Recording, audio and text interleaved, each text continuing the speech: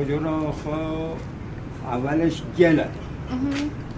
همین گل راست گل یعنی گل مخصوص چسب داره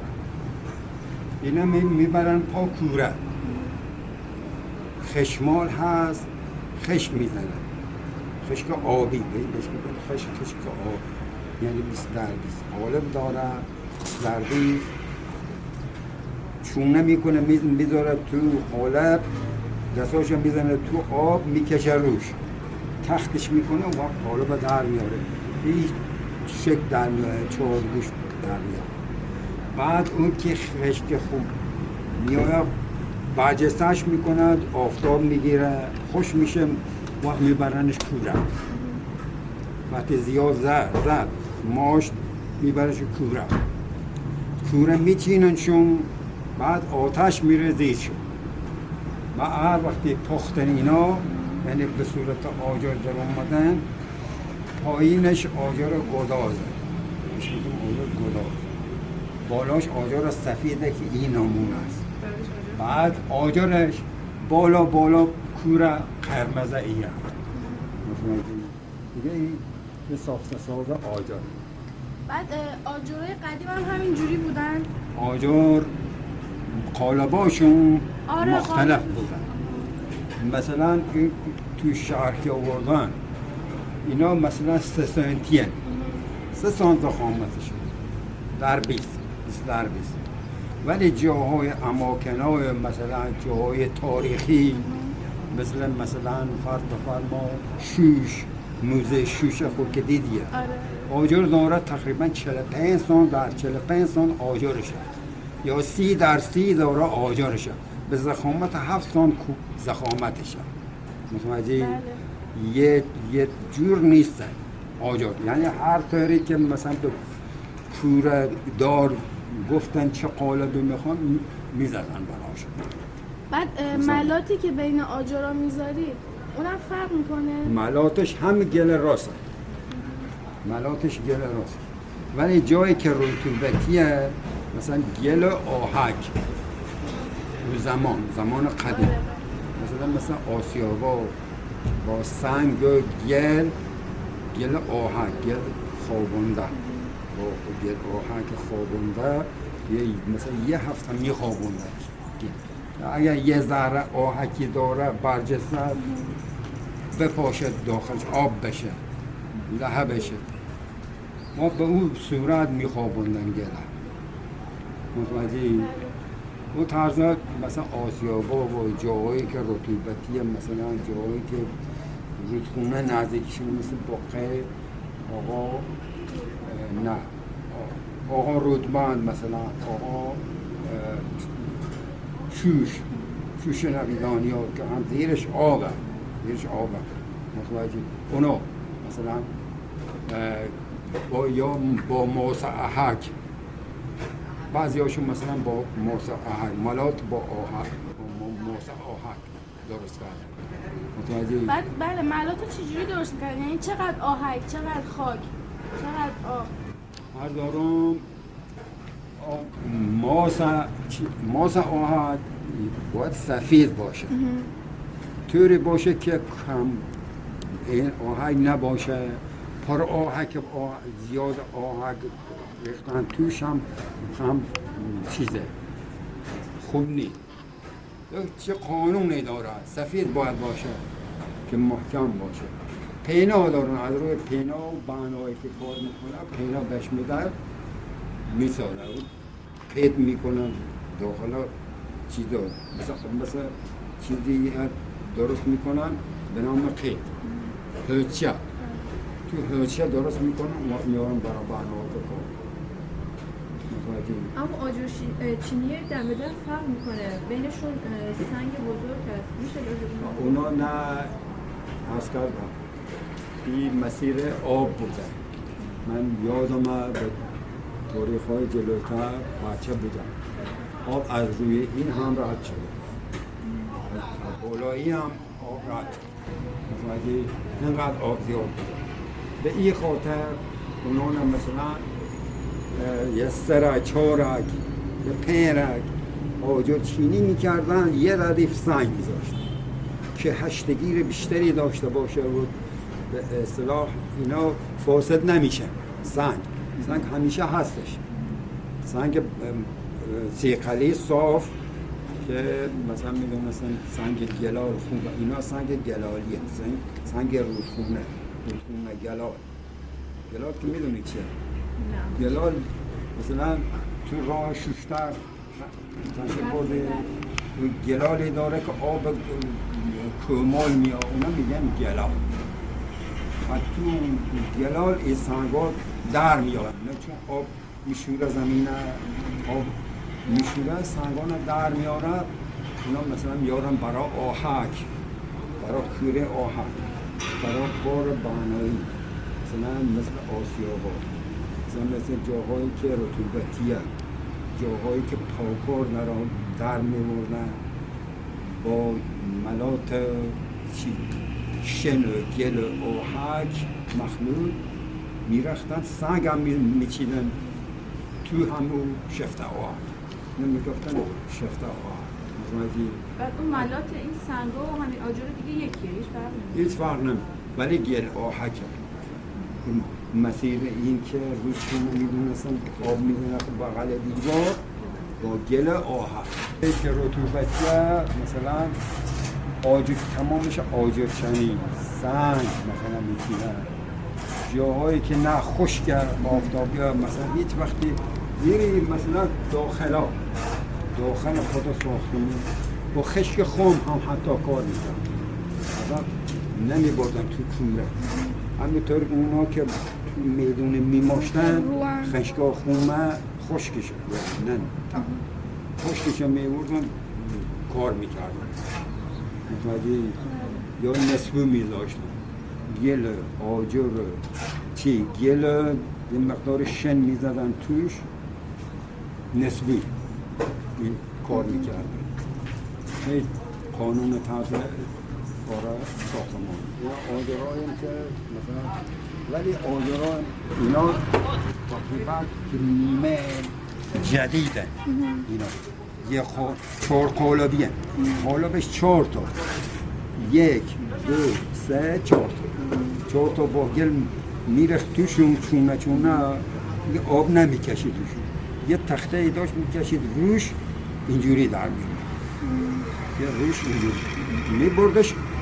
چپش میکرد، 4 تا در میاد، 4 تا میزن تا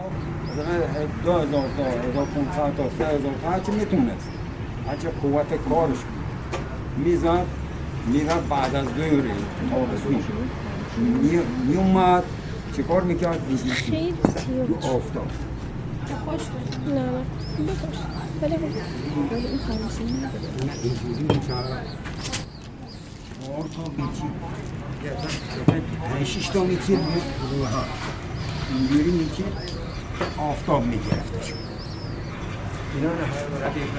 کل اینا نه اینجور میکرد که تو خوش بشه. ولی آجر این یه دسته اینجوری